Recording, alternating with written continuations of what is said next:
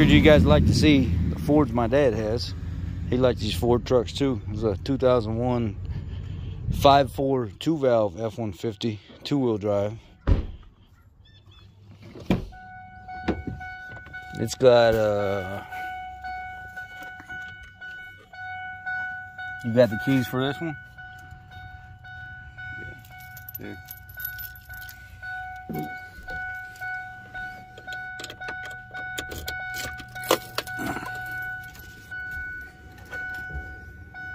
277,000 miles on it. Listen to it, it'll start right up.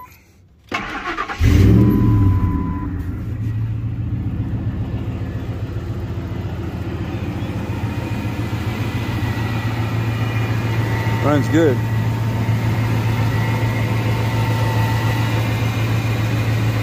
Runs real good.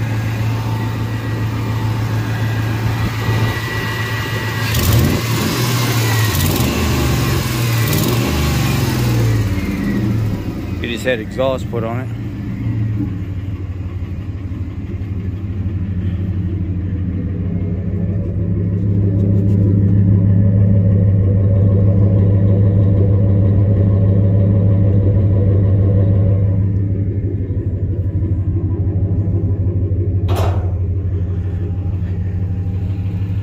It does have little paint blemishes and stuff like that, but everything works in it.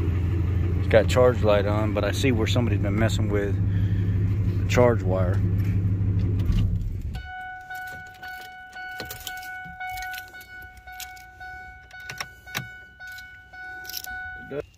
This one's a big old jacked up. Yeah. 2001. I sold that, yeah, 2001 also. 2001. I sold it to a man in Michigan.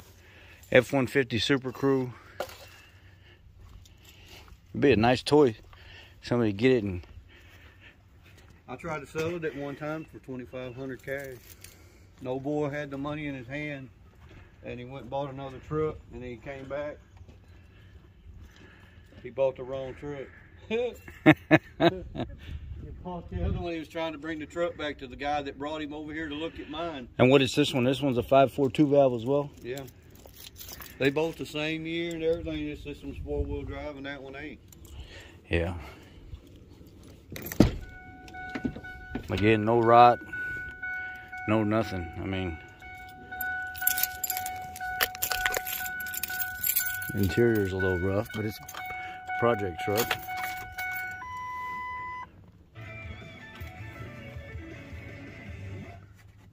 $171,000 miles. Yeah, but that's not the original motor. I took it out of another. It's got a vacuum leak in this one. He put the intake manifold in and thinks he maybe didn't put something back together right, so we gotta look at that.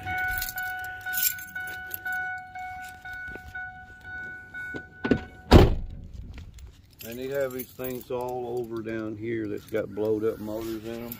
I was talking yesterday on my when I was at that Big Bob Gibson's barbecue place, and I was telling people, I said, I know where all these damn Chevys, Fords, and Dodges are at. They're all down in Alabama.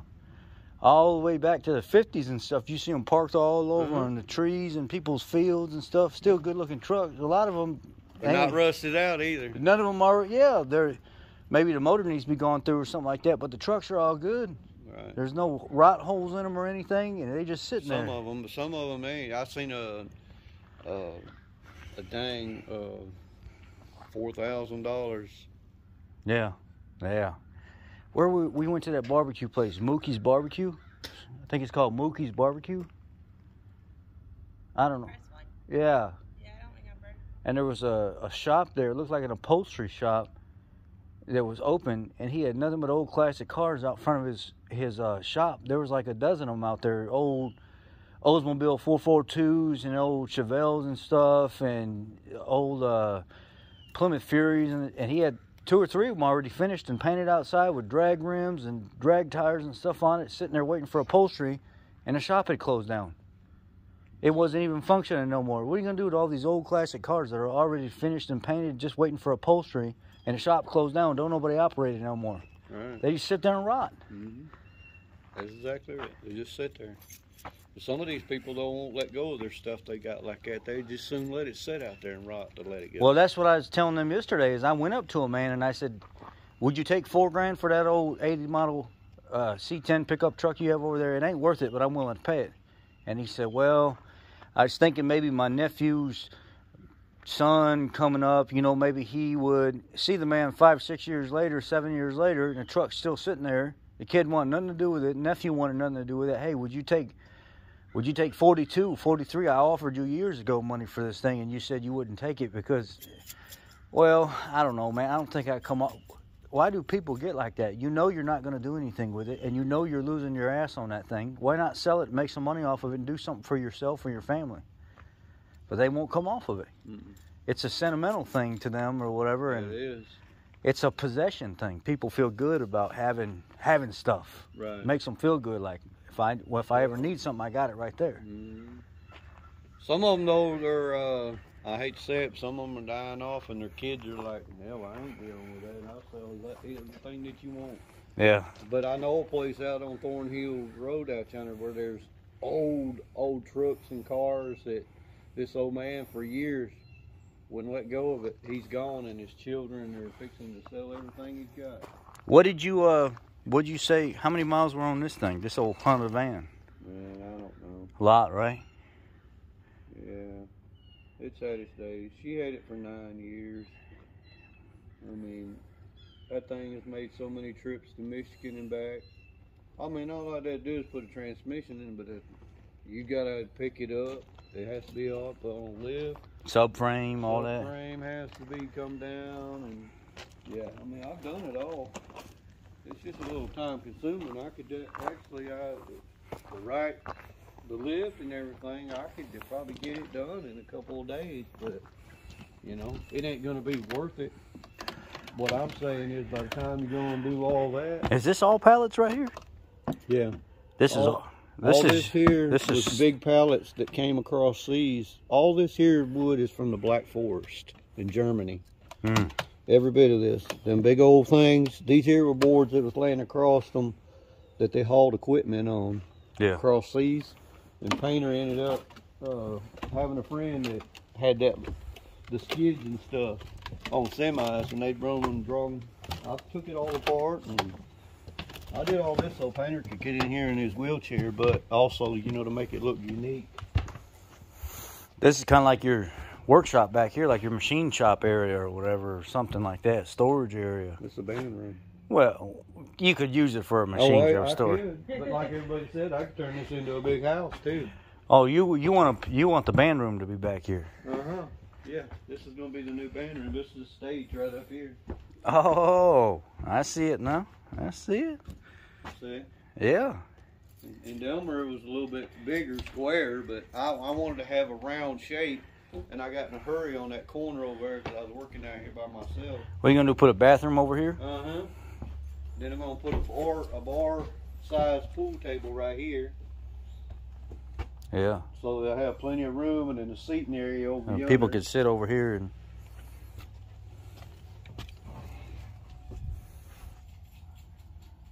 Man, this is pretty stout. How long did it take you all to get done with what you got? Man, what is that like? How tall up is that you have all that? Is that in the middle? 20 feet or whatever? No, that's 15 and a half. Because when I was doing a little thing about the lift, it said it had to be at least 11 feet tall. So that's 12 something on that side over there, and like 15 feet. Yeah, and then you got to give yourself 15 something here in the middle, maybe. So what are you gonna do? You're gonna come out this way. Well, there's this door is gonna eventually be up there, if I don't make a hallway. But here's where the tire machine's gonna go over in this area. The lift is gonna go on that side. And this here is gonna be a storage area up here for, whatever, tires or equipment, Wow. And we'll have us a little ladder over there and I need to go up. You think you'll be done with it next year, maybe? Oh yeah. Mark done, he told me we could do the floor here for $2,000. You gonna That's pour the it? reason why I sold that truck right under that big red 4-wheel drive. Yeah, you want to put it in Put there. the money into this here. So once I get it all closed off, see, and come in here, I'm gonna let the concrete go all the way up in the walls. That way, nothing's never gonna move. Yeah. It'll all be stationary. And you know,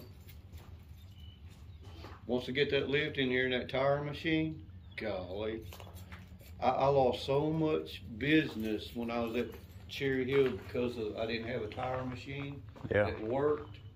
I could have made just a living off of just tires. Yeah, yeah. Because, yeah, but see, everybody in town was getting outrageous with their prices. It cost you $12.50 to go up there and have a tire change. I like how Tim's, $15 at the other place.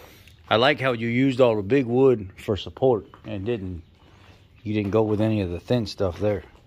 How far did y'all have to dig down to the ground, like a foot, to get those posts in there? No, I've dug it down there for, I don't know.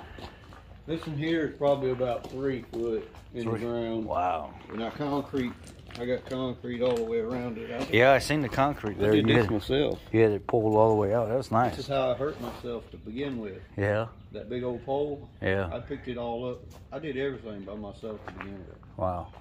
Got out here with the level, and I staked it out.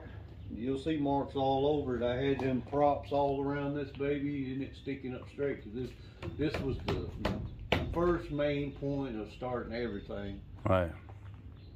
So once I got it set, that's when I started lining up pallets, and these are all oak. You see, everything in here will last way past my time, probably the kids' time. Yeah. Because once you cover that oak up, it lasts forever. It don't rotten out like all the other wood does. And the way I've kind of covered it up and kind of keep the rain shield off of it. Everybody was wondering how I was going to do this front up here, you see, because before you could see the rafters. And I said, I've got it in my mind already. Yeah. I said, I already know how to do it. And see, once I put a rake around it, which I got a little bit off over here, but once I put the rake around it, none of the water will get up underneath the lid. Good old Fox body. What year was this, Dad? It was a 90, or it might have been an 80 something. I still got the title to it. I just wish it had all the stuff I had on it before, and the hood. And I like how it's all been converted to rear disc instead of drum. It's got rear disc in the back. That's that 89 Thunderbird Sports Coupe rear end. Yeah, yeah. I remember. A locker to go in it. Yeah. That's why I told him. I said I gave $800 back for it, the way it sits. And what'd you say they did up here? Oh, they made it to where you could put a Chevy motor in it. So they reinforced all this. They put this here across there. You put a wider radiator in it. These are Chevy mounts. They was running a Chevy motor in it.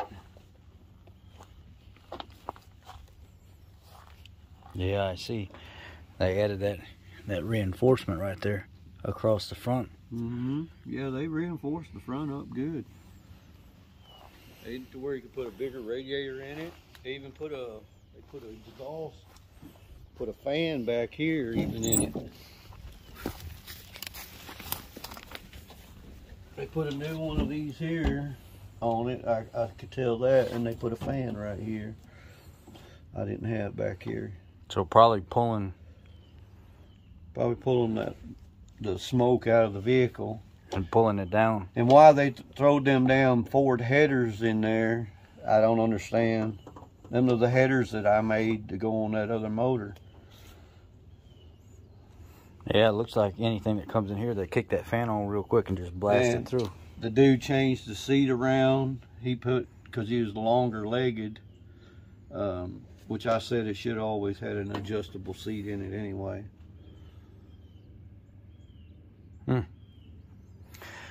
Well, it's possible. Grind it down and watch that hole right there. or sand it down and paint it maybe blue and green.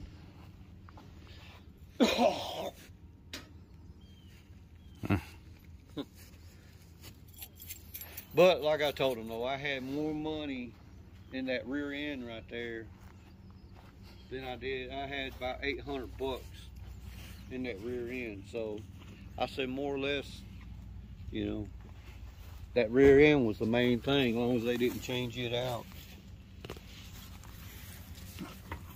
As you can tell, even the boy didn't. So you still got them welded up damn traction bars. We made homemade traction bars on it. Yeah. So they still got all that there. I spent a fortune on that rear end, changing all that, like you said, over disc brakes, and really the brake line system was really a main problem. I was the AutoZone was helping me out so much. They didn't even let me walk back there in the back, showing me get what you wanted that they got. That, well, maybe we can go this route, or maybe we can use this. And they were so helpful when I was making that work. What's up with this Nissan?